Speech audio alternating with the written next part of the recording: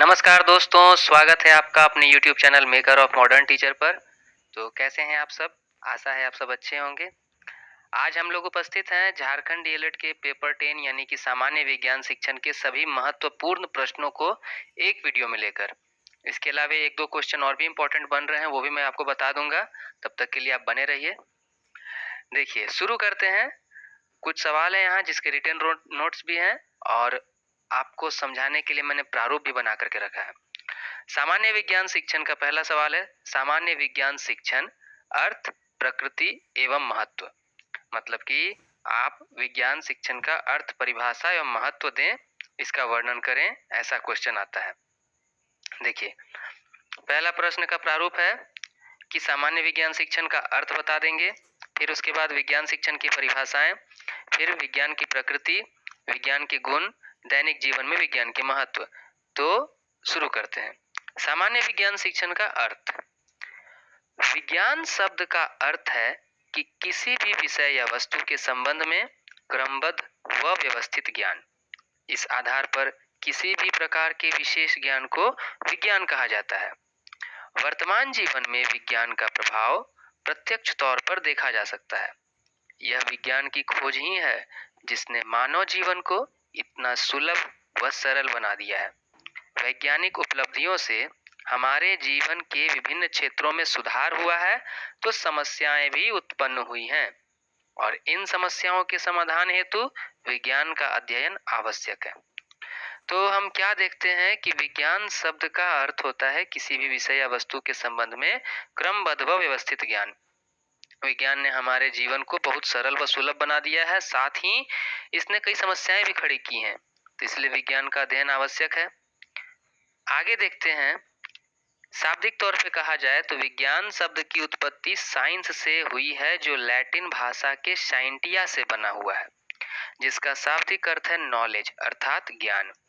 Kothari commission ने कहा है कि विज्ञान सार्वभौमिक है, इसी प्रकार इसके लाभ हो सकते हैं और कृषि का औद्योगिकरण और परमाणु शक्ति का विकास, परंतु इससे भी महत्वपूर्ण है कि संस्कृति में इसका योगदान। यह किसके द्वारा कहा गया है? कोठारी कमीशन के द्वारा। विज्ञान की कुछ परिभाषाएं देख लेते हैं। शब्दकोश के अनुसार प्रेक्षण पर आधारित तथ्यों एवं नियमों का सुव्यवस्थित ज्ञान ही विज्ञान है। क्या है?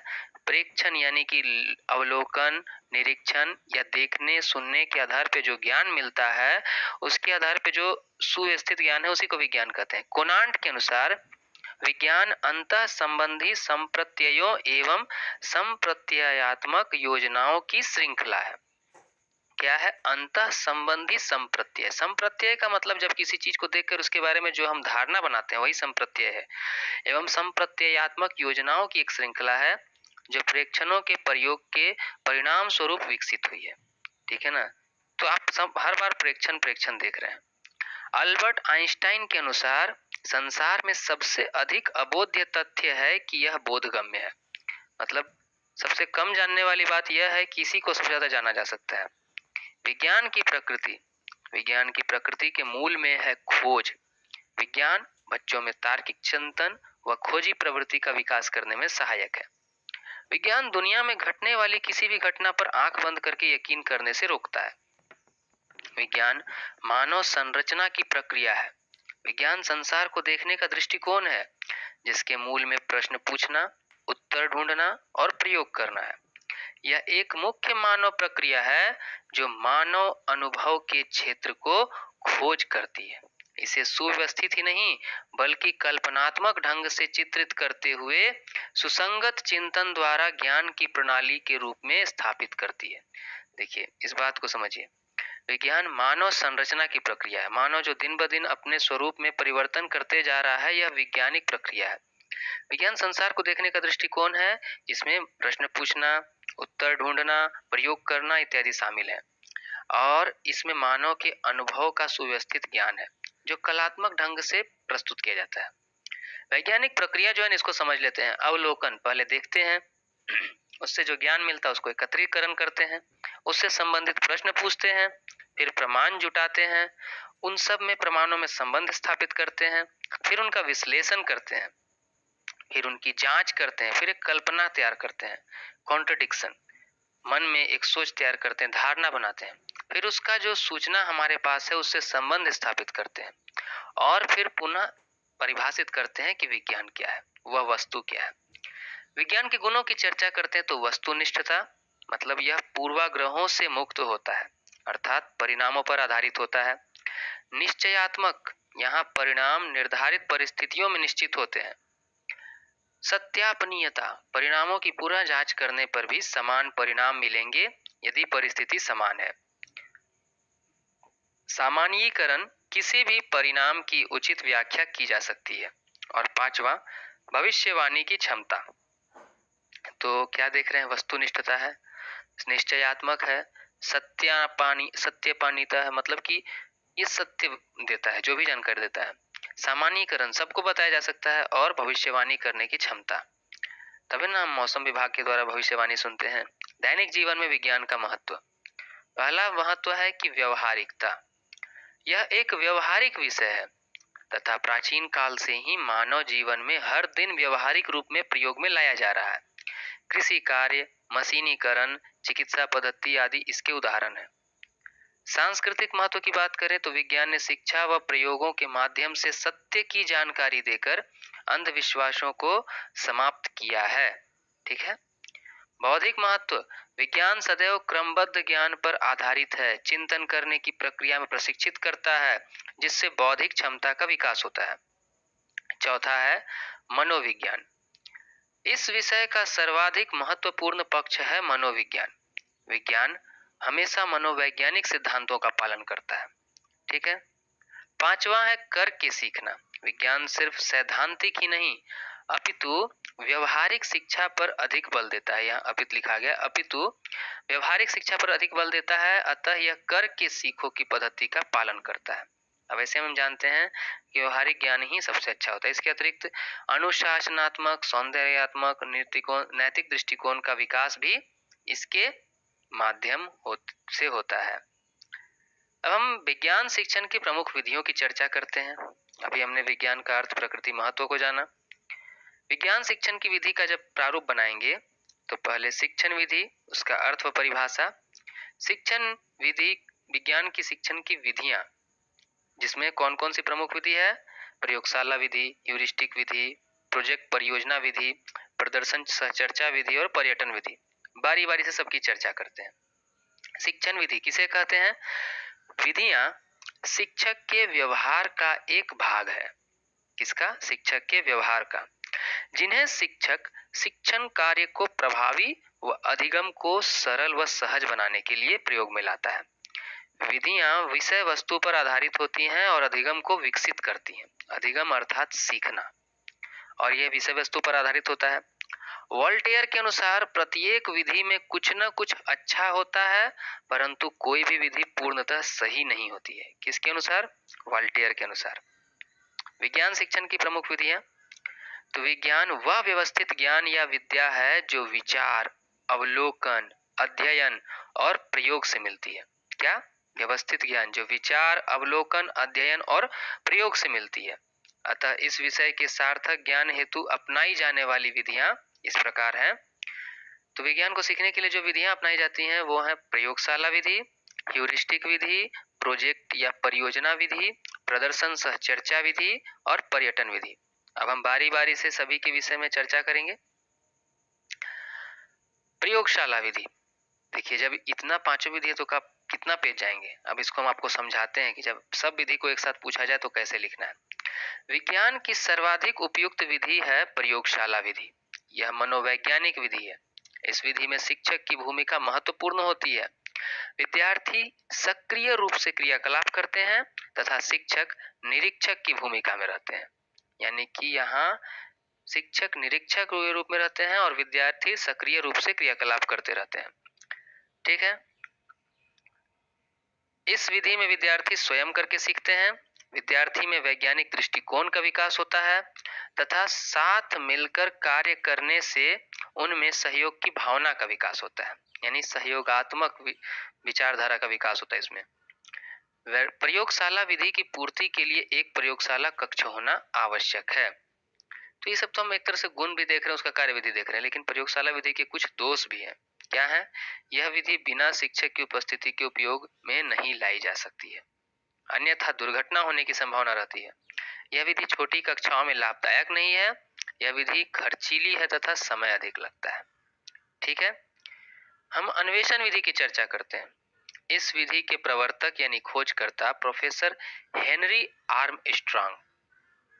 इसमें अध्यापक पथ प्रदर्शक होता है तथा छात्र सक्रिय होता है। देखिए, जितनी भी विधियां होंगी ना, उनमें लगभग शिक्षक या अध्यापक या अध्यापिका जो होंगे वो पथ प्रदर्शक, मार्गदर्शक, निरीक्षक के रूप में रहेंगे और छात्र ही सक्रिय रहेगा। इस विधि से छात्रों में मनोवैज्ञानिक दृष्टिकोण का विकास होता है और इस विधि में विद्यार्थी अनुसंधानकर्ता की भूमिका में रहते हैं, यानी खोजी। इस विधि में विद्यार्थी सक्रिय रहते हैं तथा करके सीखते हैं। सब करके सीखने पर आधारित है। अनुसंधान विधि के गुण कि इस विधि में शिक्षक एक समस्या विद्यार्थी के सामने प्रस्तुत करते हैं और उसके समाधान हेतु मार्गदर्शन करते हैं, जिससे विद्यार्थी में क्या होता है? वैज्ञानिक दृष्टिकोण का विकास होता है। करके सीखने पर आधारित होती है ये विधि। तर्कपूर्ण चिंतन विकसित होता है और सहयोगात्मक भावना का विकास होता है। इसके दोष में चर्चा करेंगे तो यह अधिक समय लगता है, वह अधिक धन लगता है और मंदबुद्धि व छोटी कक्षा में कम उपयोगी है। मंदबुद्धि बच्चों के लिए कम उपयोगी है। प्रोजेक्ट या परियोजना विधि। इस विधि के जन्मदाता प्रोफेसर किलपैट्रिक को माना जाता है। इस विधि के द्वारा किसी समस्या के समाधान हेतु किसी प्रोजेक्ट को लेकर योजनाबद्ध तरीके से पूरा करने का प्रयास करते हैं।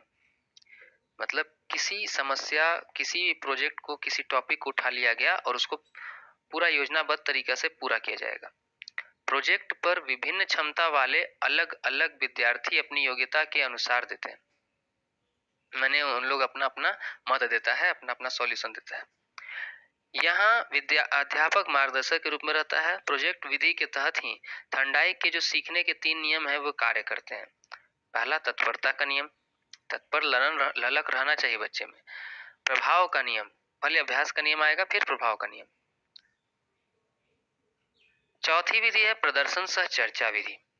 प्रदर्शन सह चर्चा विधि में प्रत्यक्ष वस्तु एवं प्रयोग प्रदर्शन के साथ साथ उसके संबंध में शिक्षक कक्षा में बच्चों के साथ चर्चा करते हैं, दिखाएंगे भी और चर्चा भी करेंगे तथा संबंधित विषय की व्याख्या करते हैं। इससे पाठ्य विषय को अधिक से अधिक स्पष्ट किया जा सकता है। मतलब आप दिखा के चर्चा करेंगे तो जल्दी समझ में आएगा। भौतिक विज्ञान के कठिन से कठिन प्रश्न भी आसानी से बच्चों की समझ में आ जाते हैं। दूसरे क्रियात्मक कार्यों में अधिक रुचि होने के कारण बच्चे अधिक रुचि एवं उत्साह से विषय का अध्ययन करते हैं।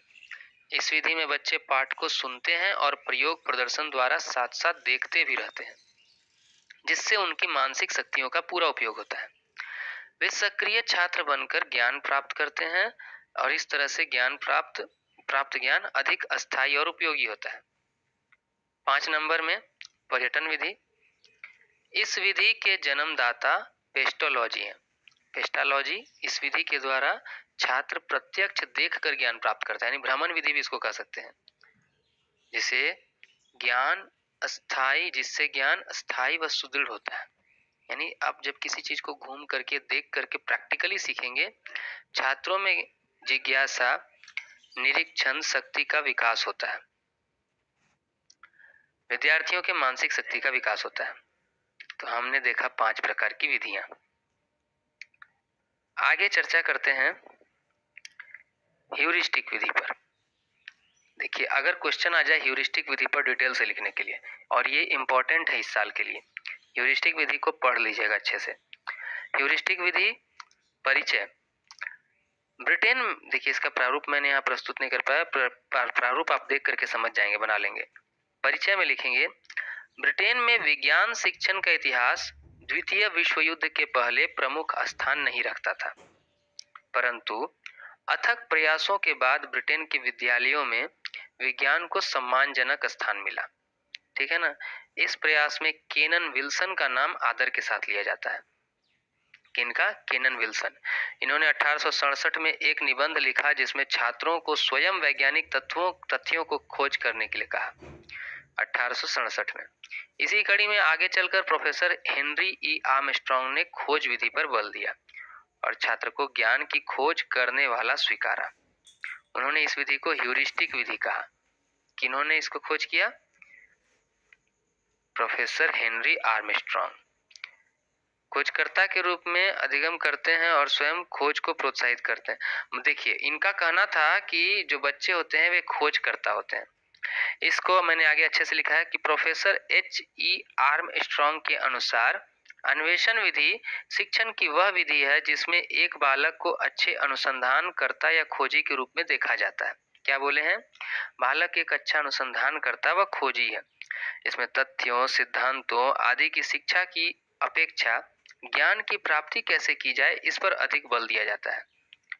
शैक्षिक दृष्टि से यह एक महत्वपूर्ण विधि है क्योंकि इसके द्वारा विद्यार्थियों में खोजी प्रवृत्ति, वैज्ञानिक अभिवृत्ति एवं वैज्ञानिक दृष्टिकोण का विकास होता है। किसका?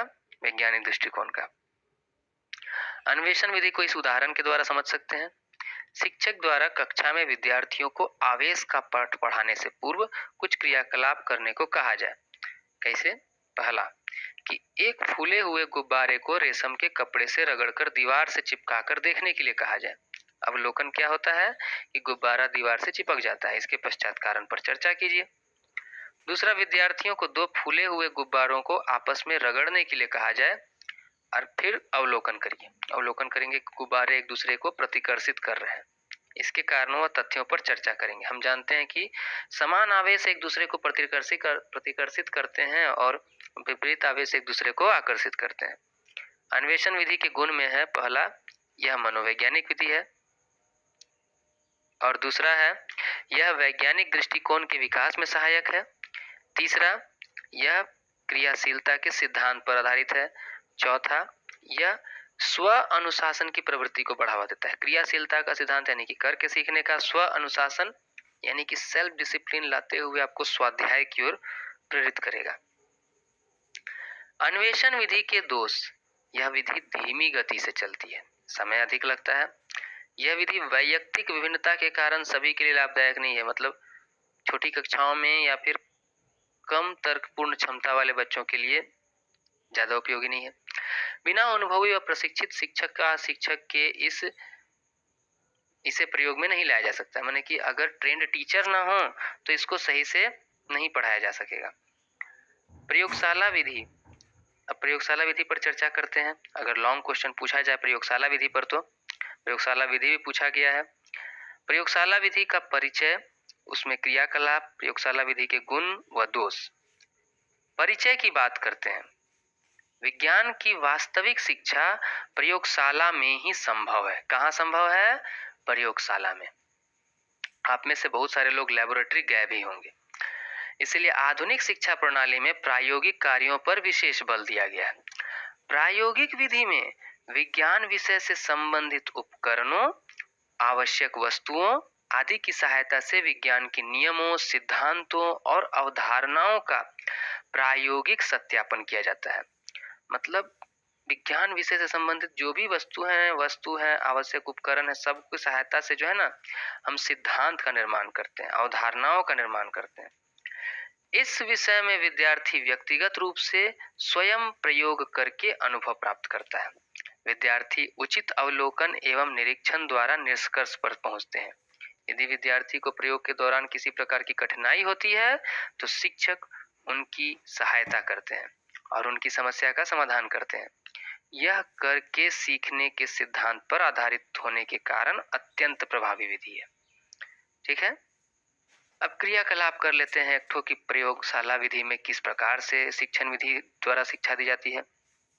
एक समस्या दे दी है बच्चों के सामने कि द्रवों में घुलनशीलता और अघुलनशीलता का अध्ययन करना। ये घुलनशील क्या होता है, अघुलनशील क्या होता है।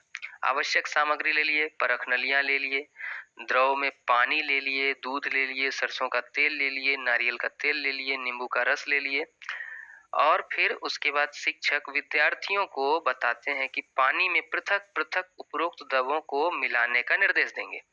एक कॉपी में इस प्रकार से लिखवा देंगे, एक तरफ क्रम संख्या में सभी द्रवों को बता देंगे, एक तरफ एक द्रव में रखेंगे पानी पानी पानी पानी पानी।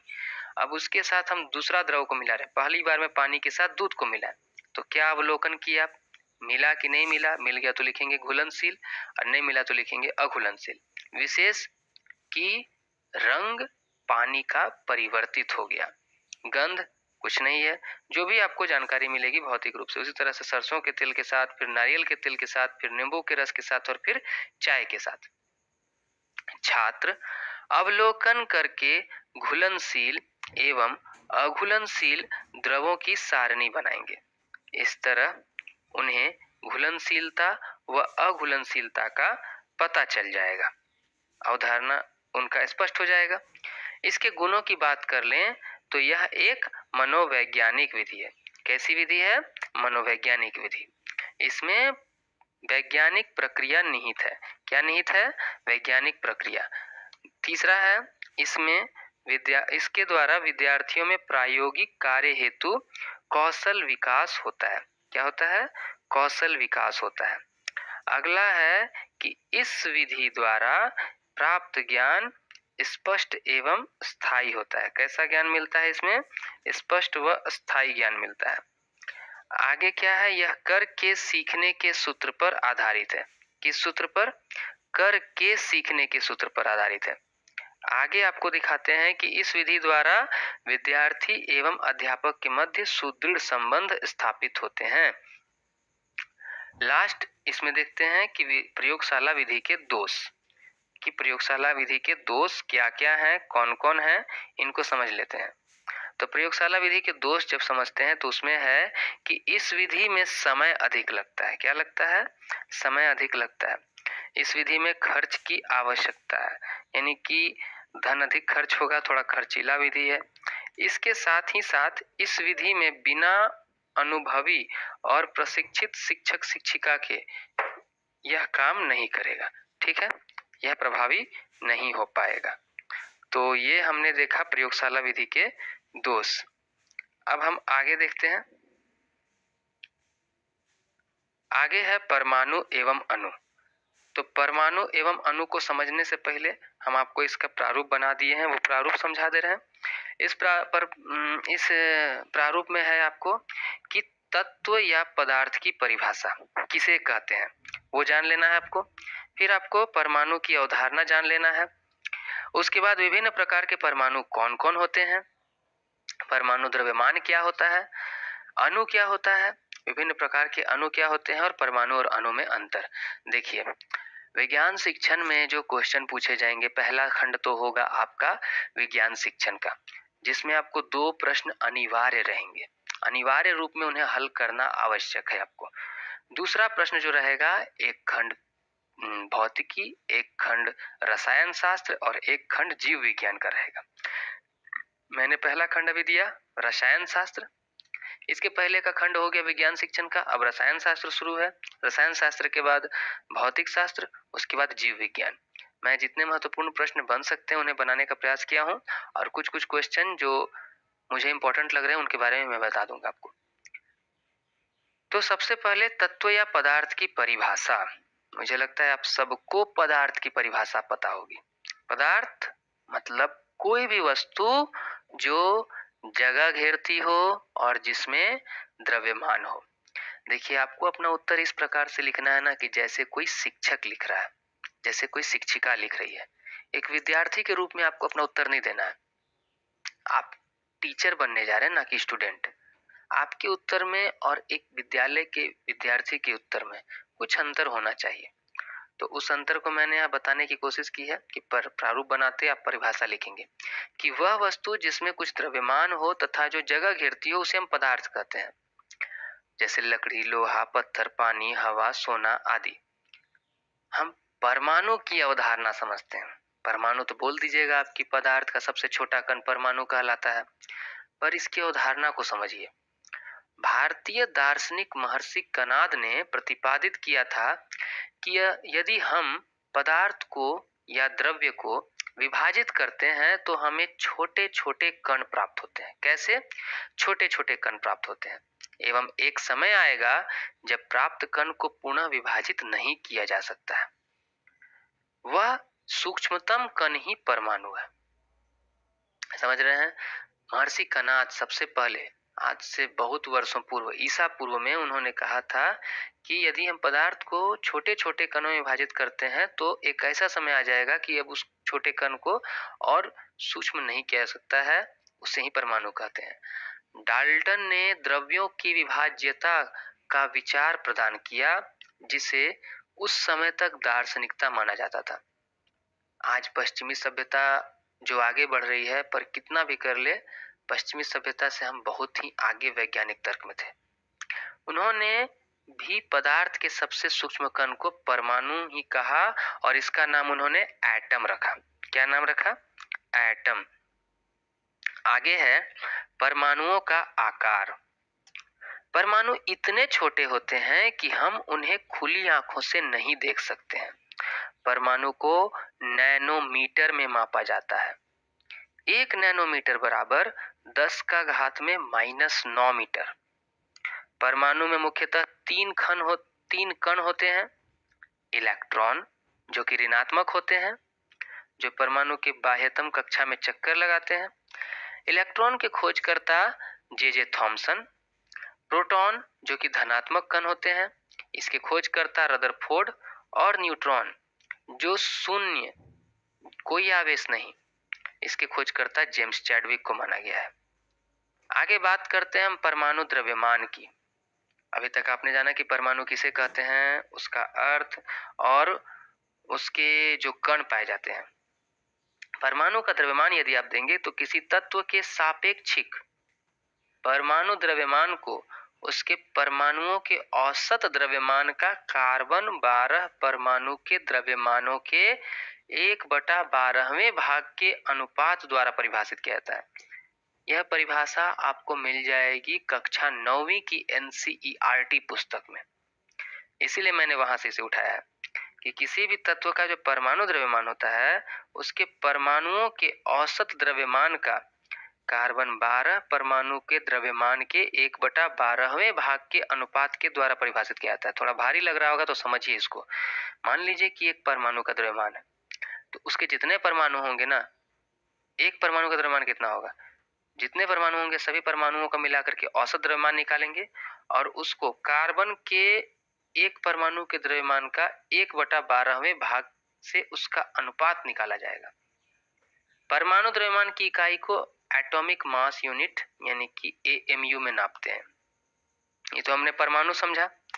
अब हम अणु को देखते हैं कि अणु किसको कहते हैं। साधारणतया अणु ऐसे 2 या 2 से अधिक परमाणुओं का समूह होता है जो आपस में रासायनिक बंध द्वारा जुड़े होते हैं। क्या? जो आपस में रासायनिक बंध द्वारा जुड़े होते हैं। अणु को किसी तत्व या यौगिक के उस सूक्ष्मतम कण के रूप में परिभाषित कर सकते हैं जो स्वतंत्र रूप से अस्तित्व में रह सकता है तथा जो उस यौगिक के सभी गुणधर्मों को प्रदर्शित करता है। एक ही तत्व के परमाणु तथा विभिन्न तत्वों के परमाणु परस्पर संयोग करके अणु का निर्माण करते हैं। पर परमाणु तो आपने जाना कि परमाणु सबसे सूक्ष्मतम कण होता है। अणु क्या होता है? अणु परमाणुओं का समूह होता है। ठीक है, अणु परमाणुओं का समूह होता है। विभिन्न प्रकार के अणु। सबसे पहले तत्वों के अणु किसे कहते हैं? किसी तत्व के अणु एक ही प्रकार के परमाणु से संरचित होते हैं, जैसे आर्गन, Ar, हीलियम, He। ठीक है ना, H कैपिटल है, वो थोड़ा सा छोटा लिख रहा है, कैपिटल H स्मॉल e आदि अनेक तत्वों के अणु केवल एक परमाणु द्वारा निर्मित होते हैं। किसी अणु की संरचना में प्रयुक्त होने वाले परमाणुओं की संख्या उस अणु की परमाणुकता कहलाती है। ठीक है, ध्यान दीजिएगा कि परमाणु जो होते हैं ना, वो अगर एक ही तत्व के परमाणु हैं तो उसके एक ही तत्व के परमाणु सब सेम रहते हैं, समान रहते हैं। यौगिकों के अणु। भिन्न भिन्न तत्वों के परमाणु एक निश्चित अनुपात में परस्पर जुड़कर यौगिकों के अणु निर्मित करते हैं, जैसे जल। अब जल क्या है? H2O। H2O में आप जानेंगे कि हाइड्रोजन और ऑक्सीजन के बीच में अनुपात बना हुआ है 1:8। बस आप इतना याद रखिए, हाइड्रोजन और ऑक्सीजन का अनुपात कितना है? 1:8। और भी बहुत सारे हैं। परमाणु एवं अणु में अंतर, मुझे पता है सब लोग ISC करके BSc करके तो आए नहीं है, 10 तक पढ़े हैं साइंस, तो उसके बाद आपको साइंस भारी लगा। लेकिन अगर बताएं तो आपसे सवाल जो पूछा जा रहा है वो 10वां के नीचे का है। क्योंकि आप 8वां तक पढ़ाने वाले हैं, जो इंटर पास होंगे वो 5वीं तक के शिक्षक बनेंगे, शिक्षिका बनेंगे। तो आप ये सोच रहे हैं कि आपसे 5वीं तक का उम्मीद रख रहा है, आप 5वां ही जानने वाले हैं, केवल 5वां ही जाने? जी नहीं, आपके पास ज्ञान होना चाहिए। अगर आप नहीं रखेंगे तो फिर आप जेटेट सीटेट वगैरह नहीं क्वालिफाई कर पाएंगे। परमाणु एवं अणु में अंतर। परमाणु का समझते हैं पहले। परमाणु किसी पदार्थ का वह सूक्ष्मतम कण है जो स्वतंत्र अवस्था में नहीं रह सकता। और अणु किसी पदार्थ का वह सूक्ष्मतम कण है जो स्वतंत्र अवस्था में रह सकता है। परमाणु यह रासायनिक अभिक्रिया में भाग लेता है, अणु यह रासायनिक अभिक्रिया में भाग नहीं लेता है। परमाणु यह रासायनिक अभिक्रिया में विभाजित नहीं होता है और अणु जो है यह रासायनिक अभिक्रिया में परमाणुओं में विभाजित हो जाता है। परमाणु का आगे है कि परमाणु इलेक्ट्रॉन, प्रोटॉन और न्यूट्रॉन से मिलकर बना होता है। अणु कई परमाणुओं से मिलकर बना होता है। परमाणु इसे बनाया नहीं जा सकता है, परमाणु का निर्माण नहीं किया जा सकता है, जबकि अणु का निर्माण किया जा सकता है। तो यह हमने परमाणु और अणु के बारे में समझा। अगला प्रश्न, इसमें आपने बार बार तत्वों के बारे में सुना होगा, यौगिकों के बारे में। तो अब तत्व और यौगिक, यह भी बहुत महत्वपूर्ण सवाल है रसायन शास्त्र का। तत्व और यौगिक किसे कहते हैं? कभी बाजार गए होंगे, आप दूध खरीदते होंगे तो सुनते होंगे शुद्ध दूध, शुद्ध दही, शुद्ध घी, शुद्ध मक्खन, शुद्ध लोहा, शुद्ध पानी। आपके मुंह से जो ये शब्द निकलता है, आप सोचते हैं शुद्धता का मतलब है उसमें कुछ नहीं मिला है, पर वैज्ञानिक भाषा में शुद्धता का मतलब कुछ और होता है। देखिए समझिए। पहले शुद्ध पदार्थ की अवधारणा, पदार्थों का रासायनिक वर्गीकरण, तत्व की व्याख्या, यौगिक क्या है, तत्व और यौगिक में अंतर। अब समझते हैं। शुद्ध पदार्थ की अवधारणा। अक्सर हम सबने अपने घरों में या दुकानों में खाने के सामानों के डिब्बे पर शुद्ध शब्द सुना होगा, पढ़ा होगा या देखा होगा। साधारण व्यक्ति के लिए शुद्ध शब्द का अर्थ होता है कि पदार्थ में कोई मिलावट ना हो, लेकिन वैज्ञानिकों के लिए ये सभी वस्तुएं विभिन्न पदार्थों के मिश्रण है। उदाहरण के लिए अगर हम लेते हैं दूध को, तो दूध जो है जल, वसा और प्रोटीन का मिश्रण है। जब एक वैज्ञानिक किसी पदार्थ को शुद्ध कहता है तो इसका तात्पर्य है कि उस पदार्थ में मौजूद सभी कण समान रासायनिक प्रकृति के हैं। क्या है? समान रासायनिक प्रकृति के हैं। एक शुद्ध पदार्थ एक ही प्रकार के कणों से मिलकर बना होता है। एक शुद्ध पदार्थ एक ही प्रकार के कणों से मिलकर बना होता है। पदार्थों का रासायनिक वर्गीकरण यदि हम करते हैं तो जब हम अपने चारों ओर देखते हैं तो पाते हैं कि सभी पदार्थ, चाहे वह ठोस हो, द्रव हो या गैस, एक समान नहीं है। इनकी रचना अलग अलग प्रकार से हुई है। पदार्थ के सबसे सूक्ष्मतम कण को हम परमाणु कहते हैं और परमाणुओं के संयोग से बने इस पदार्थ को हम मुख्य रूप से दो भागों में बांट सकते हैं। एक है शुद्ध पदार्थ और एक है अशुद्ध पदार्थ। शुद्ध पदार्थ जो एक ही प्रकार के कणों से मिलकर बने होते हैं या जिनमें कणों का अनुपात निश्चित होता है। अनुपात यानी कि अगर वो अनुपात बदला तो वो पदार्थ नहीं बनेगा। जैसे कि हम पानी का बात करते तो H2O, उसमें हाइड्रोजन 2 ठो, ऑक्सीजन 1 ठो। अगर बदल दीजिएगा H2 भी 2 ठो, H भी 2 ठो और ऑक्सीजन O भी 2 ठो कर दीजिएगा H2O2, तो याद रखिए वो हाइड्रोजन पेरोक्साइड बन जाएगा। और यदि आप H और O मिलाते हैं खाली तो वो हाइड्रोक्साइड बन जाएगा, वाटर नहीं बन पाएगा। इसके विपरीत अशुद्ध पदार्थ अनेक प्रकार के कणों से मिलकर बने होते हैं। ठीक है, पदार्थ के इस वर्गीकरण को हम इस प्रकार समझ सकते हैं। देखिए, पदार्थ ठोस, द्रव और गैस। अब इसको हम बांट दिए शुद्ध और अशुद्ध पदार्थ में। शुद्ध पदार्थ के दो भाग हो गए, तत्व और यौगिक। और अशुद्ध पदार्थ के, जिसे मिश्रण कहते हैं, उसके भी दो भाग हो गए, विषमांगी और समांगी। तत्व के उदाहरण में है तांबा, चांदी, सोना, ऑक्सीजन, हाइड्रोजन वगैरह। और यौगिक के उदाहरण में है जल, कार्बन डाइऑक्साइड, चीनी, नमक। विसमांगी मिश्रण जो है उसमें आपको, ओहो गड़बड़ लिख दी है, विसमांगी मिश्रण इधर नहीं होगा, मैंने गलत लिख दिया है। ये समांगी मिश्रण होगा विलयन, और शरबत उसको कहते हैं। विसमांगी मिश्रण के नीचे आएगा आपको निलंबन और कोलाइड। विसमांगी मिश्रण के नीचे आएगा निलंबन और कोलाइड। अब निलंबन क्या होता है? विसमांगी मिश्रण ऐसे मिश्रण जो पूरी तरह आपस में ना मिल पाए, और समांगी मिश्रण जो पूरी तरह आपस में मिल जाए। जो पूरी तरह आपस में मिल जाएंगे उन्हें हम विलयन कहेंगे। और विसमांगी मिश्रण में निलंबन और कोलाइड आएंगे। निलंबन में पानी में बालू का मिश्रण हम ले लिए, जिसके कण जो होते हैं ना थोड़े बड़े बड़े होते हैं, दिखाई दे देते हैं। और कोलाइड ऐसे मिश्रण, ऐसे विषमांगी मिश्रण जो कि पूर्ण रूपेण आपस में मिल चुके होते हैं, बहुत महीन होते हैं उसके कण, जैसे टिंडल प्रभाव। कभी आपने रात के समय में कोई भूतहा फिल्म देखी होगी, तो जिसमें कि पेड़ के पास से धुआं का सीन दिखाई देता है, वो टिंडल इफेक्ट है। तत्व की व्याख्या करते हैं।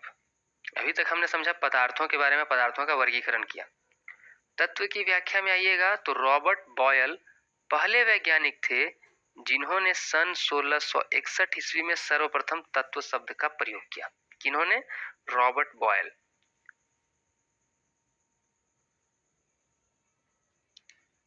फ्रांस के रसायन शास्त्री एंटोनी लॉरेंटो लावाएजिए ने सबसे पहले तत्व की परिभाषा दी। किसने दी? एंटोनी लॉरेंटो लावाएजिए। उनके अनुसार तत्व पदार्थ का वह मूल रूप है जिसे रासायनिक प्रतिक्रिया द्वारा अन्य सरल पदार्थों में विभाजित नहीं किया जा सकता है। अन्य सरल पदार्थों में विभाजित नहीं किया जा सकता है। तत्वों को साधारणतया धातु, अधातु एवं उपधातु में वर्गीकृत किया जा सकता है। अभी तक कुल 118 तत्वों की खोज हो चुकी है। कितने तत्वों की? 118 तत्वों की। तो देखिए, जितने शुद्ध पदार्थ है ना उनको दो भाग में बांट दिया गया है, तत्व और यौगिक। तत्व क्या है? वह मूल रूप है जिसे रासायनिक प्रतिक्रिया के द्वारा और नहीं तोड़ा जा सकता है। तत्व तीन प्रकार के हैं, धातु, अधातु, उपधातु। और अभी तक 118 तत्वों की खोज हो चुकी है।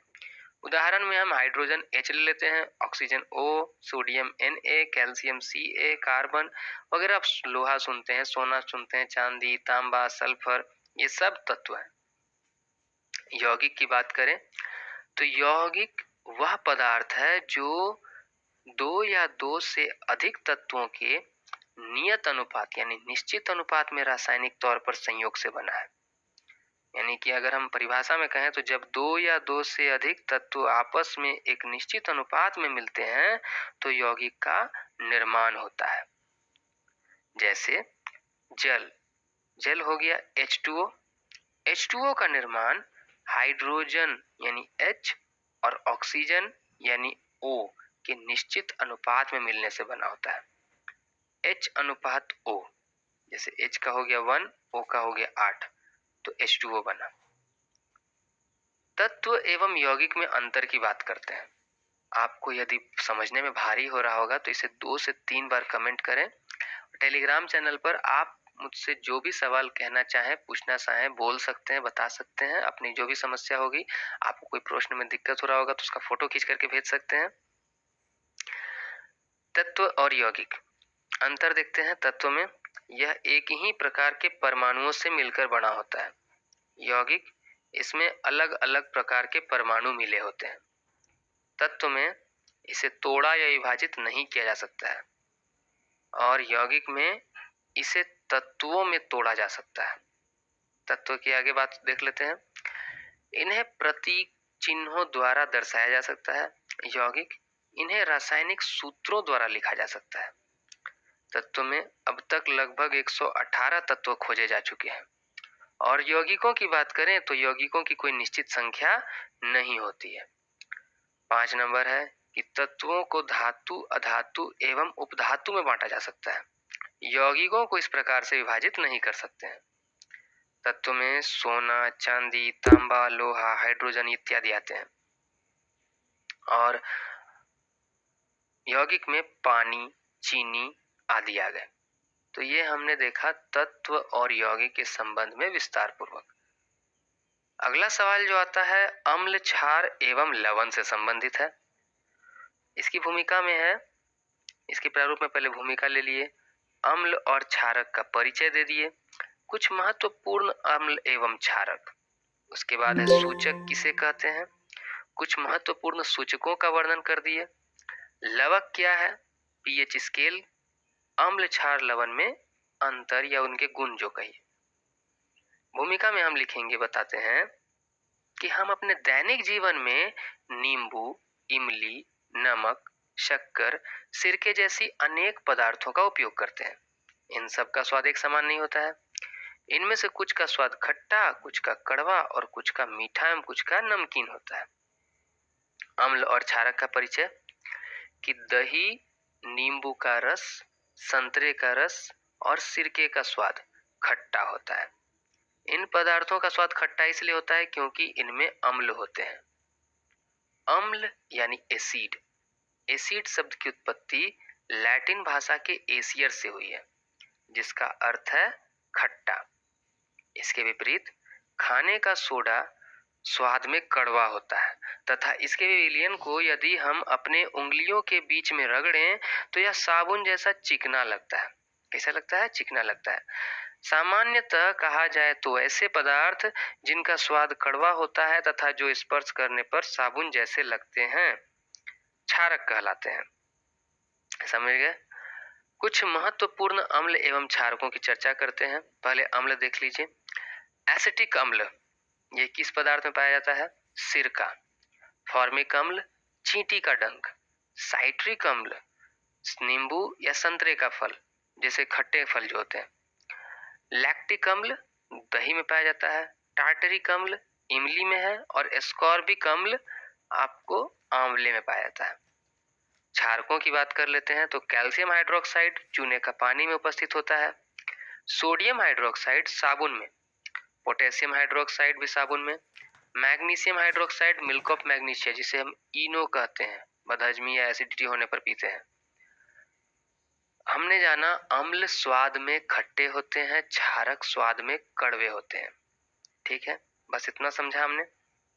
सूचक को जानते हैं तो कोई पदार्थ अम्लीय है या क्षारकीय, इसका परीक्षण करने के लिए विशेष प्रकार के पदार्थों का प्रयोग करते हैं, जिसे हम सूचक करते हैं कि वह अम्लीय है कि क्षारीय, इसका प्रयोग वहीं से चलता है। सूचक को जब अम्लीय एवं क्षारकीय विलयन में डालते हैं तो इनका रंग बदल जाता है। जैसे कुछ महत्वपूर्ण सूचक, लिटमस पेपर की बात करते हैं तो इसे सबसे सामान्य रूप से उपयोग में किया जाने वाला सूचक, प्राकृतिक सूचक लिटमस पेपर है और इसे लाइकेन से प्राप्त किया जाता है।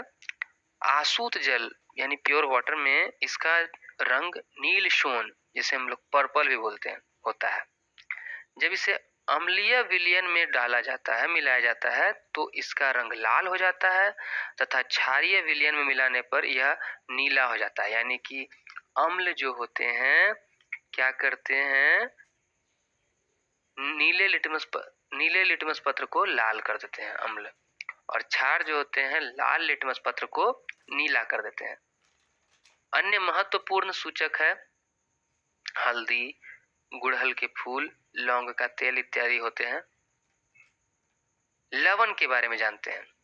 किसी अम्ल और किसी क्षारक के बीच होने वाली अभिक्रिया उदासीनीकरण अभिक्रिया कहलाती है। इस प्रक्रम में ऊष्मा के निर्मुक्त होने के साथ साथ लवण और जल निर्मित होते हैं। समझिए, पहले अम्ल और क्षारक को तो आप समझे, लिटमस पत्र को समझे जो उसका रंग बताता है। अम्ल और क्षारक जब आपस में मिलते हैं तो नमक बनता है, उसी को लवण कहते हैं, और साथ में जल भी मुक्त होता है और साथ में गर्मी यानी ऊष्मा निकलती है। अम्ल जोड़ क्षार बराबर लवण जोड़ जल जोड़ ऊष्मा। एक अम्ल ले लिए हाइड्रोक्लोरिक एसिड HCl और एक क्षार ले लिए NaOH। इनको जब मिला दिया गया तो लवण बन गया Na के साथ Cl सोडियम क्लोराइड और जेल बन गया H2O, साथ में ऊष्मा। अब हम पीएच स्केल के बारे में समझते हैं। किसी विलयन में H+ यानी हाइड्रोजन आयन की सांद्रता ज्ञात करने के लिए एक स्केल विकसित किया गया है। कोई भी विलयन जो होता है ना, उसमें हाइड्रोजन की शक्ति कितनी अधिक है, हाइड्रोजन कितना मौजूद है, इसको जानने के लिए एक स्केल बनाया गया, पोटेंज ऑफ हाइड्रोजन, यानी कि हाइड्रोजन की शक्ति का। पी का अर्थ होता है पुंसास यानी कि पोटेंज, जिसका मतलब है शक्ति। यदि पीएच स्केल में कोई विलयन मतलब घोल, उस विलयन का मान 7 होता है तो वह उदासीन है यानी कि लवण जैसा है। अगर पीएच विलयन का मान 7 से कम होने लगता है तो अम्लीय विलयन कहलाता है यानी खट्टा है, और यदि पूरा 7 हो गया तो पूरा 0 हो गया तो सबसे खट्टा है, और अम्लीय और उस विलयन का मान यदि 7 से अधिक होने लगा तो वह क्षारीय विलयन है। अम्ल, क्षार एवं लवण में अंतर की बात करते हैं तो समझते हैं। रासायनिक गुण को देखते हैं तो जल में घुलकर H+ आयन देता है। किसका पढ़ रहा है? अम्ल का। अम्ल जल में घुलकर हाइड्रोजन या हाइड्रोनियम आयन पैदा करते हैं, H3O+ भी बोलते हैं। धातु के साथ अभिक्रिया करके हाइड्रोजन यानी H2 गैस बनाते हैं। क्षार के रासायनिक गुण को देखते हैं तो यह जल में घुलकर OH- आयन देता है, और दूसरी तरफ धातु के साथ इसका भी अभिक्रिया करके हाइड्रोजन गैस की उत्पत्ति होती है। आगे है कि अम्ल के भौतिक गुण को देखते हैं तो यह स्वाद में खट्टे होते हैं। क्षार के भौतिक गुण में स्वाद में कड़वे होते हैं। अम्ल नीले लिटमस पत्र को लाल कर देते हैं तो क्षार लाल लिटमस पत्र को नीला कर देते हैं। उसके बाद अम्ल के भौतिक गुण में 5वां है कि जलीय विलयन में विद्युत धारा प्रवाहित होती है, और क्षार के भौतिक गुण में 5वां है कि जलीय विलयन में विद्युत धारा प्रवाहित नहीं होती है। अम्ल का पीएच मान 7 से कम होता है और क्षार का पीएच मान 7 से अधिक होता है। इधर लवण के बारे में देखते हैं तो लवण मुख्यतः ठोस अवस्था में पाए जाते हैं। ये ज्यादातर ठोस अवस्था में रहते हैं। इधर ठोस, द्रव, गैस भी होता है कुछ कुछ। सामान्यतः लवण जो होता है उदासीन होते हैं या इन पर कोई आयन नहीं होता है। लवणों के जलीय विलयन विद्युत के सुचालक होते हैं अम्लों की भांति, और इनका पीएच मान 7 होता है। देखिए, अम्ल का 7 से कम, क्षार का 7 से अधिक और लवण का 7 होता है। आगे है प्रकाश एवं उसके विभिन्न स्रोत। देखिए, ये जो 3 क्वेश्चन अभी हमने देखे ये रसायन शास्त्र के प्रश्न थे। अब रसायन शास्त्र से आगे बढ़कर हम लोग देखने जा रहे हैं भौतिक शास्त्र पर। भौतिक शास्त्र के कुछ प्रश्न हैं इंपॉर्टेंट जो मैंने यहाँ पर लिखे आपके सामने। प्रकाश एवं उसके विभिन्न स्रोत। पहला इसका प्रारूप बनाए, प्रकाश का परिचय, फिर प्रकाश की परिभाषा, दीप्त व अदीप्त वस्तुएं जिसे हम प्रकाश के स्रोत भी कह सकते हैं, फिर पारदर्शी, अपारदर्शी तथा पारभाषी वस्तुएं यानी कि ट्रांसपेरेंट, ट्रांसलूसेंट और ओपेक ऑब्जेक्ट। छायाएं वास्तव में क्या होती हैं? छाया, परछाई, इमेज, दर्पण और परावर्तन। ये 5 टॉपिक 6 टॉपिक है, इनको चर्चा करते हैं। पहले प्रकाश को जानते हैं, उसका परिचय देखते हैं। संसार को हम मुख्य रूप से अपनी ज्ञानेंद्रियों की सहायता से जान पाते हैं। किससे? ज्ञानेंद्रियों की सहायता से। ज्ञानेंद्रियों में से दृष्टि एक सबसे महत्वपूर्ण ज्ञानेंद्रिय है। इसकी सहायता से हम पर्वतों, नदियों, पेड़ पौधों, मनुष्यों आदि को देख पाते हैं। ध्यान से सोचें तो यदि हम इन चीजों को देखने में असक्षम हो तो हमारे लिए दुनिया कैसी होगी? बिल्कुल अंधकार। तो आप इस बात को एकदम सरल शब्दों में समझिए कि प्रकाश ही है जो वस्तुओं को दृश्यमान बनाता है। प्रकाश की परिभाषा दी जाए तो प्रकाश ऊर्जा का एक रूप है जिसकी सहायता से हम किसी भी वस्तु को अपने चारों ओर तरफ जो है उसको देख पाते हैं। प्रकाश ऊर्जा का रूप है जो हमें वस्तुओं को देखने के योग्य बनाता है। अब दीप्त एवं अदीप्त वस्तुओं की चर्चा करते हैं। टॉर्च या बल्ब एक ऐसी वस्तु है जो स्वयं प्रकाश देता है। सूर्य आकाश में एक ऐसा पिंड है जो पृथ्वी को प्रकाशित करता है। दिन के समय में हम इसी प्रकाश में वस्तुओं को देखते हैं।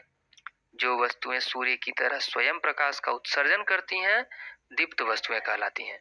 मैंने साधारण साधारण शब्दों को यहाँ लिया है, जैसे तारे, आग, जुगनू, कुर्सी, जूते, किताब आदि ऐसी वस्तुएं हैं जो स्वयं प्रकाश का उत्सर्जन नहीं करती हैं। तारे, आग, जुगनू प्रकाश का उत्सर्जन करेंगे, लेकिन नीचे लिखी वस्तुएं नहीं करेंगी। इन वस्तुओं को अदीप्त वस्तुएं कहते हैं। इस आधार पर जिन वस्तुओं से हमें प्रकाश प्राप्त होता है, उन्हें प्रकाश के स्रोत कहा जाता है। अगर देखें तो कुछ इस प्रकार, प्रकाश के स्रोत दो प्रकार के हैं, प्राकृतिक व मानव निर्मित। प्राकृतिक में है सूर्य, तारे, जुगनू, और मानव निर्मित में है मोमबत्ती, टॉर्च, बल्ब। नोट करें तो हम किसी वस्तु को तभी देख पाते हैं जब प्रकाश एक दीप्त वस्तु से निकलकर उस दूसरी वस्तु पर पड़ता है। सही बात है। अब हम चर्चा करते हैं पारदर्शी, अपारदर्शी व पारभासी वस्तुओं की। यदि हम किसी वस्तु के आर पार नहीं देख सकते हैं तो वह अपारदर्शी वस्तु कहलाती है। यदि हम किसी वस्तु के आर पार देख सकते हैं तो वह पारदर्शी वस्तु कहलाती है। कुछ वस्तुओं के आर पार देख तो सकते हैं, परंतु बहुत स्पष्ट नहीं। ऐसी वस्तुओं को हम पारभासी वस्तुएं कहते हैं। अभी जब हम वस्तु बताएंगे आपको तो आपको समझ में आएगा। पारदर्शी वस्तु, अपारदर्शी यानी कि इसको इंग्लिश में बोलते हैं ओपेक ऑब्जेक्ट्स। ऐसे ऑब्जेक्ट जिनसे लाइट पार हो ही नहीं सकता, जैसे लकड़ी, लोहा, पत्थर। पारदर्शी की बात करें तो ऐसी वस्तुएं जिनसे प्रकाश पूरी तरह पार हो जाता है, गुजर जाता है, कांच, हवा, पानी आदि। और पारभासी वस्तुएं ऐसी वस्तुएं जिनसे प्रकाश पूर्णतः नहीं पार हो पाता है, जैसे प्लास्टिक, कपड़े, कागज आदि। अगर हम देखें तो छायाएं वास्तव में क्या होती हैं, छाया किसे कहते हैं? जब प्रकाश के मार्ग में कोई अपारदर्शी या पारभासी वस्तु आ जाती है तो प्रकाश का मार्ग अवरुद्ध या बाधित हो जाता है। क्या हो जाता है? अवरुद्ध या बाधित हो जाता है। इससे वहां अंधकार युक्त छवि दिखाई देती है। जब प्रकाश, हम टॉर्च जलाएं, रास्ते में हाथ रखिए, रास्ता में अगर हाथ आ गया तो उसके आगे प्रकाश का रास्ता रुक गया, अवरुद्ध हो गया, बाधित हो गया। अब वहां एगो अंधकार जैसा छवि दिखाई देगा। इसे ही उस वस्तु की परछाई या छाया कहते हैं। हमें अक्सर सूर्य के प्रकाश में अपनी परछाई दिखाई देती है। छायाओं से हमें वस्तुओं की आकृति के बारे में कुछ जानकारी प्राप्त होती है, और कभी कभी तो हमें छायाएं दिग्भ्रमित भी कर देती हैं। देखते हैं, भ्रमित कर देना मतलब कि अगर लाइट के सामने आप उंगली से चिड़िया जैसा बना रहे हैं और दूसरा कमरे में कोई है तो उसको लाइट से परछाई बहुत बड़ा दिखाई दे रहा है, तो वो डर भी सकता है बच्चा। दर्पण तथा परावर्तन। हम सभी घर पर दर्पणों का प्रयोग करते हैं। दर्पण में हम चेहरा देखते हैं। जो हम देखते हैं वह दर्पण में हमारे चेहरे का परावर्तन है। जैसा कि हम जानते हैं, जब दीप्त वस्तुओं से निकलने वाला प्रकाश किसी वस्तु पर पड़ता है तो वह प्रकाशित हो जाता है। इसी प्रकार दर्पण से टकराने के पश्चात किरण दूसरी दिशा में लौट जाता है। इस घटना को परावर्तन कहते हैं। तो इस परावर्तन को ऐसे समझ सकते हैं कि जब प्रकाश किसी चिकनी सतह पर पड़ता है तो वह उस सतह से टकराकर वापस लौट जाता है। इसे प्रकाश का परावर्तन कहते हैं। चित्र द्वारा मैंने समझाने की कोशिश की है। देखिए, ए बी किरण आ रही है, ए में एक दर्पण है, टकराकर सी की तरफ जा रही है। आने वाली किरण आपतित किरण, जाने वाली किरण परावर्तित किरण, और बीच में जो डॉटेड लाइन है ये पी, ये आपको अभिलंब है। इधर आई जो है वो आपतित किरण और अभिलंब के बीच में बना कोण आपतन कोण है, और आर जो है परावर्तन कोण है। प्रकाश के परावर्तन के अनुसार आपतन कोण बराबर परावर्तन कोण। देखिए, यहाँ चित्र में एमएन एक पॉलिशदार दर्पण है। किरण ए दर्पण के चिकनी पृष्ठ पर पड़ने वाली किरण है, ए भी लिखना था इसे आपतित किरण कहते हैं, और पृष्ठ से टकराने के पश्चात वापस आने वाली किरण को परावर्तित किरण बीसी कहते हैं। यहाँ बीच में अभिलंब ओपी है, आपतित किरण और अभिलंब के बीच बना कोण आपतन कोण है तथा परावर्तित किरण और अभिलंब के बीच का कोण परावर्तन कोण है। हम देखते हैं कि आपतन कोण और परावर्तन कोण दोनों बराबर है। तो प्रकाश के परावर्तन के नियम निकले कि पहला नंबर आपतन कोण I और परावर्तन कोण R बराबर होते हैं, I बराबर R।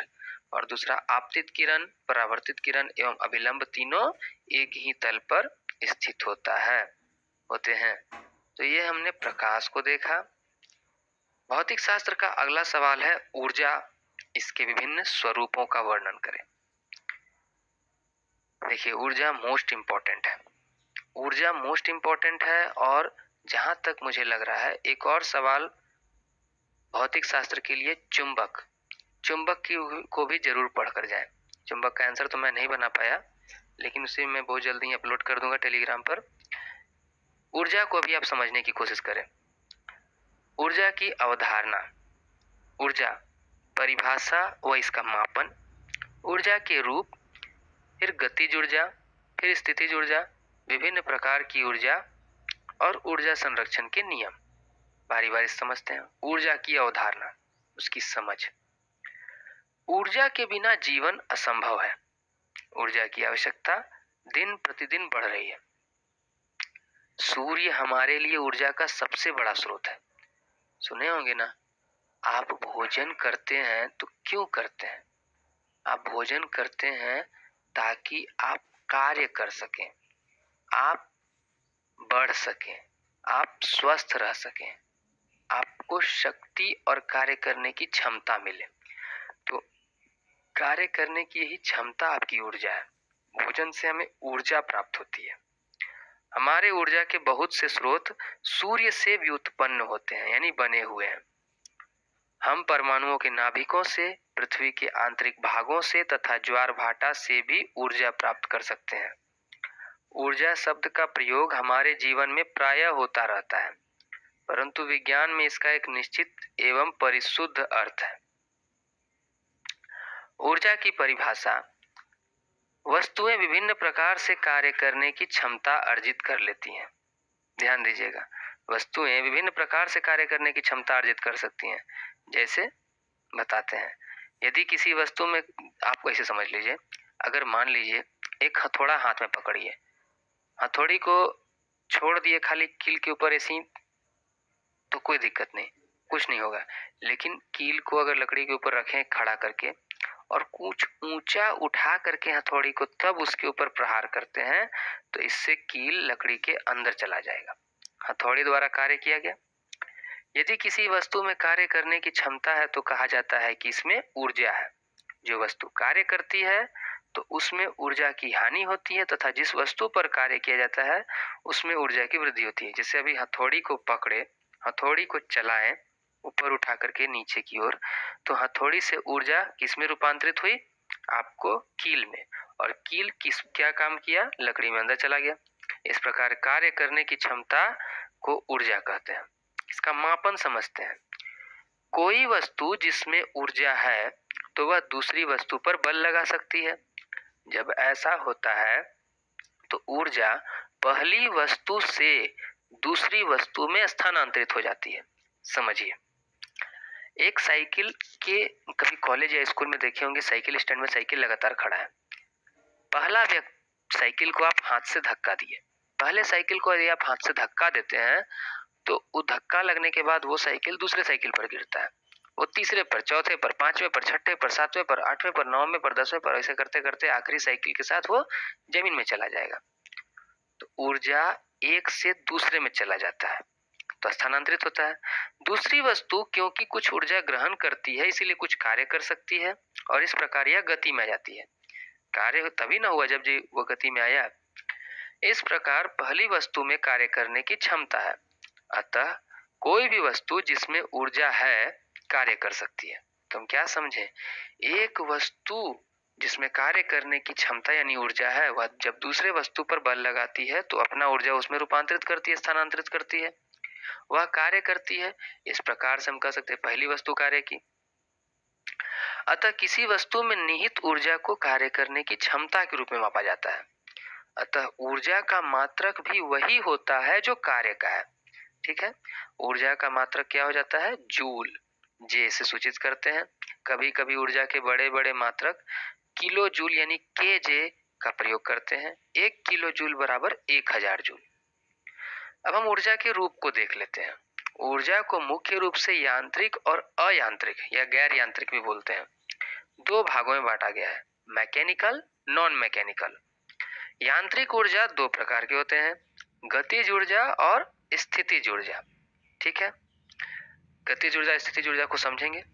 फिर अयांत्रिक ऊर्जा में सौर ऊर्जा है, पवन ऊर्जा है, जल ऊर्जा है, ध्वनि ऊर्जा है, ऊष्मा ऊर्जा है, प्रकाश ऊर्जा है, रासायनिक ऊर्जा है और नाभिकीय ऊर्जा है। गतिज ऊर्जा की बात करते हैं। एक चलती हुई वस्तु कार्य कर सकती है। एक तेज चलती हुई वस्तु अपने सदृश अपेक्षाकृत धीमी चलती हुई वस्तु से अधिक कार्य कर सकती है। गिरता हुआ नारियल, लुढ़कता हुआ पत्थर, उड़ता हुआ हवाई जहाज, बहता हुआ पानी और बहती हुई हवा, दौड़ता हुआ खिलाड़ी आदि सभी में गतिज ऊर्जा विद्यमान है। एक पत्थर रखा हुआ है, कोई चोट नहीं लगेगा उससे किसी को, लेकिन उसको उठा करके यदि आप फेंकें, वो गति में आ गया और अब वो जो है ना, किसी पर यदि टच किया, प्रहार किया तो उसको चोट लगेगा। संक्षेप में किसी वस्तु में गति के कारण निहित ऊर्जा को गतिज ऊर्जा कहते हैं। हवाई जहाज कैसे उड़ पाता है? जब उसके पंखे गति करते हैं। कोई भी चिड़िया कैसे उड़ पाती है? जब पंखे गति करते हैं। हम लोग चलते हैं तब दूरी तय कर पाते हैं। अतः हम किसी वस्तु की गतिज ऊर्जा उसकी चाल के साथ बढ़ती है। चाल बढ़ने लगा तो गतिज ऊर्जा बढ़ जाएगा। अतः हम कह सकते हैं कि किसी निश्चित वेग से गतिशील वस्तु की गतिज ऊर्जा उस वस्तु पर इस वेग को प्राप्त करने के लिए किए गए कार्य के बराबर है। यानी देखिए, समझिए, एक खड़ा ट्रक से आपको चोट लगने की संभावना उतनी नहीं हो सकती है जितनी एक चलती हुई ट्रक से होगी, क्योंकि उसका वेग बढ़ा तो उसमें गतिज ऊर्जा बढ़ी। गतिज ऊर्जा प्राप्त करने का समीकरण है 1/2 mv²। m का मतलब वस्तु का द्रव्यमान और v मतलब वस्तु का वेग। ये एक सूत्र होता है, 1/2 mv²। अगर वस्तु का द्रव्यमान आपको पता है, वस्तु का वेग पता है, तो वस्तु की गतिज ऊर्जा आप निकाल सकते हैं। गतिज ऊर्जा वेग बढ़ने पर बढ़ जाता है। स्थितिज ऊर्जा की बात करें, जब हम किसी रबड़ बैंड को खींचते हैं तो उसमें कुछ ऊर्जा स्थानांतरित हो जाती है। धनुष से तीर किस प्रकार चला, उसके जो तीर के डोर होते हैं वो स्थितिज ऊर्जा में, जब उस पर बाण लगा के उसको पीछे खींचा जाता है तो उसकी सारी स्थितिज ऊर्जा गतिज में आने को तैयार रहती है। बैंड में स्थानांतरित की गई ऊर्जा इसमें स्थितिज ऊर्जा के रूप में संचित हो जाती है। किसी खिलौना कार से चाबी भरते समय हम यही कार्य करते हैं। इसके अंदर कमानी में स्थानांतरित की गई ऊर्जा स्थितिज ऊर्जा के रूप में संचित हो जाती है। किसी वस्तु द्वारा इसकी स्थिति अथवा विन्यास में परिवर्तन के कारण, मतलब उसका आकार में परिवर्तन, धनुष का बाण कैसे सीधा सीधी है, धनुष का तार, उसको जब खींचते हैं आकार में परिवर्तन है ना, उसी को विन्यास में परिवर्तन बोले। किसी वस्तु द्वारा इसकी स्थिति अथवा विन्यास में परिवर्तन के कारण प्राप्त ऊर्जा को हम स्थितिज ऊर्जा कहते हैं। स्थितिज ऊर्जा प्राप्त करने का सूत्र है mgh। m का मतलब द्रव्यमान, g का मतलब गुरुत्वीय त्वरण जिसका मान होता है 9.8 मीटर पर सेकंड स्क्वायर, 9.8 मीटर प्रति सेकंड स्क्वायर, तथा h बराबर विस्थापन यानी ऊंचाई और दूरी। ऊर्जा के विभिन्न रूपों की बात करें तो सौर ऊर्जा सूर्य से प्राप्त होती है, पवन ऊर्जा पवन से, वायु ऊर्जा जल से, ध्वनि ऊर्जा ध्वनि से, ऊष्मा ऊर्जा ऊष्मा यानी गर्मी से, प्रकाश ऊर्जा प्रकाश से, रासायनिक ऊर्जा रासायनिक पदार्थों से और नाभिकीय ऊर्जा परमाणु के नाभिकीय से उत्पन्न होती है। ऊर्जा संरक्षण का नियम याद रखिए, ऊर्जा एक रूप से दूसरे रूप में परिवर्तित हो सकती है। ऊर्जा रूपांतरण की अवस्था में निकाय की कुल ऊर्जा अपरिवर्तित रहती है, यानी कि टोटल ऊर्जा कभी खत्म नहीं होती है। यह ऊर्जा संरक्षण के नियमानुसार है। आप इसको ऐसे भी समझिए, आप क्या सोचते हैं दुनिया में कोई चीज नष्ट हो सकती है? जी नहीं, कोई भी चीज नष्ट नहीं होती है। खाद्य जाल के बारे में पढ़े होंगे आप, खाद्य संग्रह के बारे में। प्रकृति का सिद्धांत है। पेड़ पौधे खाना बनाए, उसको एक शाकाहारी जीव खाया, शाकाहारी को मांसाहारी खाया, मांसाहारी जो है ना, जब मरेगा तो जमीन में जाएगा और उसको सड़ने गलने पर उसके अवशेष डिकम्पोजर्स, स्कैवेंजर्स ये लोग खाएंगे, यानी कि जैव अपघटक। इस प्रकार से ऊर्जा परिवर्तित होते रहती है और सृष्टि का संचालन होते रहता है।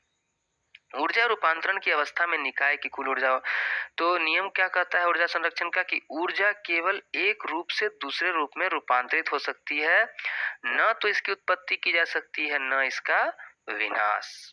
रूपांतरण के पहले और रूपांतरण के पश्चात कुल ऊर्जा सदैव अचर रहती है, यानी कि नहीं बदलती है। ऊर्जा संरक्षण का नियम प्रत्येक स्थिति तथा सभी प्रकार के रूपांतरणों से मान्य है, सामान्य है। अंतिम सवाल है प्रकाश संश्लेषण।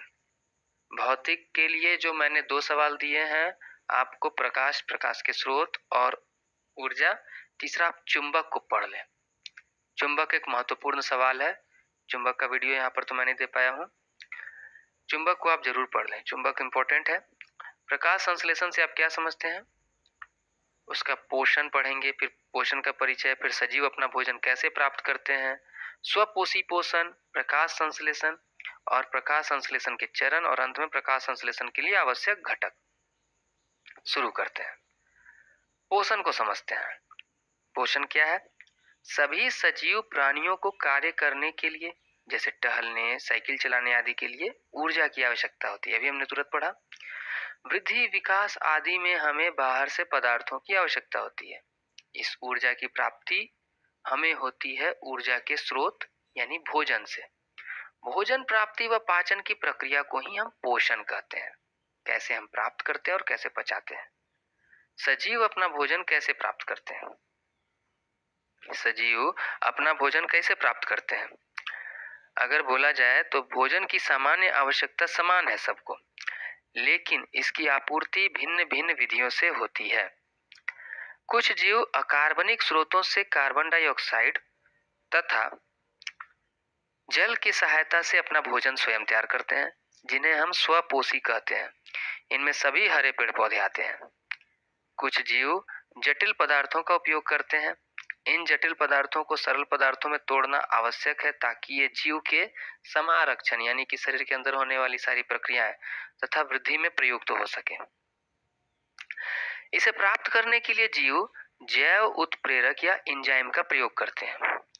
इन जीवों को विषमपोषी या परपोषी कहते हैं, हेट्रोट्रॉप्स। स्वपोषी हो गए ऑटोट्रॉप्स। अपनी उत्तरजीविता के लिए प्रत्यक्ष या परोक्ष रूप से स्वपोषी पर ये आश्रित होते हैं, जैसे मनुष्य या जानवर आदि। स्वपोषी पोषण यानी प्रकाश संश्लेषण। स्वपोषी जीव या हरे पौधे अपनी ऊर्जा की आवश्यकता को प्रकाश संश्लेषण विधि द्वारा पूरी करते हैं। यह वह प्रक्रम है जिसमें स्वपोषी बाहर से लिए गए पदार्थ को ऊर्जा के रूप में परिवर्तित कर देता है। ये पदार्थ कार्बन डाइऑक्साइड तथा जल के रूप में लिए जाते हैं, जो सूर्य के प्रकाश तथा क्लोरोफिल की उपस्थिति में कार्बोहाइड्रेट में परिवर्तित कर दिए जाते हैं। जो कार्बोहाइड्रेट तुरंत प्रयुक्त नहीं होते हैं उन्हें मंड के रूप में संचित कर लिया जाता है। मंड मतलब स्टार्च। यह रक्षित आंतरिक ऊर्जा की तरह कार्य करेगा तथा पौधे द्वारा आवश्यकता अनुसार प्रयुक्त कर लिया जाएगा। यही पौधे का भोजन कहलाता है। हम लोग जैसे सेव खाते हैं तो सेव क्या रहता है? उसके द्वारा तैयार किया भोजन जो वो जमा करके संचित करके रख दिया है, ठीक है ना। आलू क्या है? उसका संचित भोजन। शुगर केन यानी गन्ना क्या है? संचित भोजन। इसका जो सूत्र है 6CO2 + 2H2O, क्लोरोफिल और सूर्य के प्रकाश की उपस्थिति में C6H12O6, जिसमें 6O2 + 6H2। CO2 माने कार्बन डाइऑक्साइड, H2O मतलब जल, C6H12O6 मतलब ग्लूकोज और O2 मतलब ऑक्सीजन।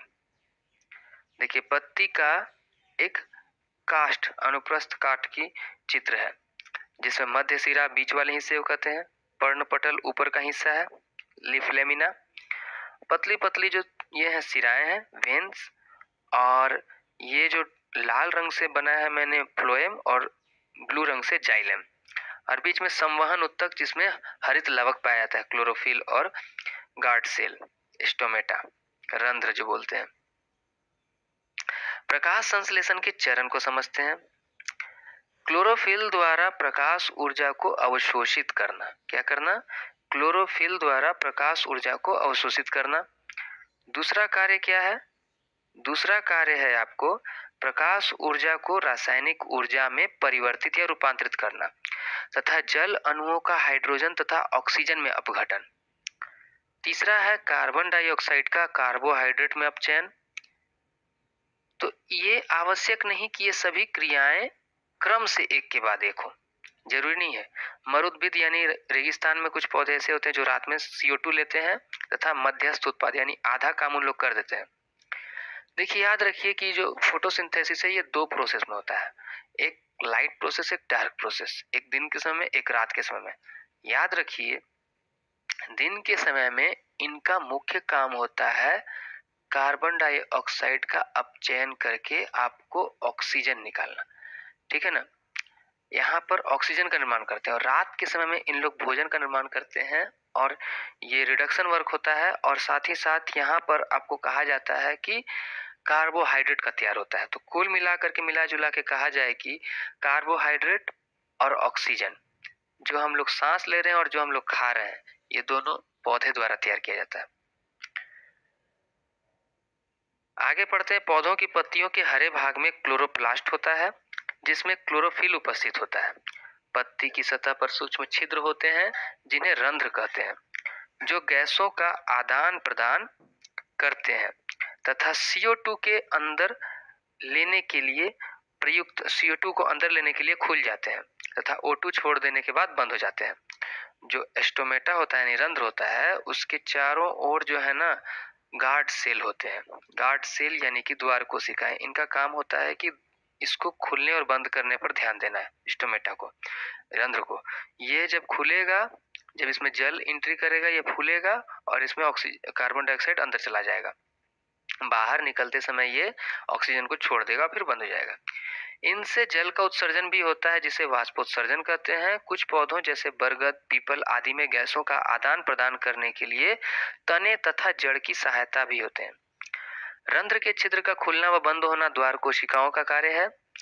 जब द्वार की कोशिकाओं में जल अंदर जाता है तब वे फूल जाती हैं तथा छिद्र खुल जाता है, तथा जब द्वार कोशिकाएं सिकुड़ती हैं तो छिद्र बंद हो जाता है।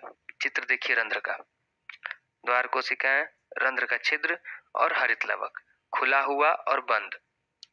अंतिम जान लेते हैं प्रकाश संश्लेषण के लिए आवश्यक घटक। स्वपोषी जीवों प्रकाश संश्लेषण के लिए कच्ची सामग्री की आवश्यकता होती है। तो स्थलीय पौधे आवश्यक जल की आपूर्ति जड़ों द्वारा करते हैं, जो मिट्टी में उपस्थित जलों के अवशोषण से करते हैं। नाइट्रोजन, फास्फोरस, लोहा तथा मैग्नीशियम ऐसे अन्य पदार्थ भी मिट्टी से ले लिए जाते हैं। जाइलम का काम होता है नीचे से जड़ के द्वारा जल लेकर उसको ऊपर पत्ती तक लेकर जाना और सभी कच्चे पदार्थ जड़ों से पत्तियों तक पहुंचाना, और तैयार भोजन जो पत्ती में बन गया है उसको पत्ती से लेकर पौधे के सारे भाग तक पहुंचाने का काम फ्लोएम करता है। तो इस प्रकार हमने देखा संपूर्ण विज्ञान शिक्षण के इंपॉर्टेंट क्वेश्चन को। आप सजीव निर्जीव में अंतर और पादप कोशिका और जंतु कोशिका को थोड़ा सा एक बार देख लीजिएगा। चलिए, आज के लिए बस इतना ही। धन्यवाद।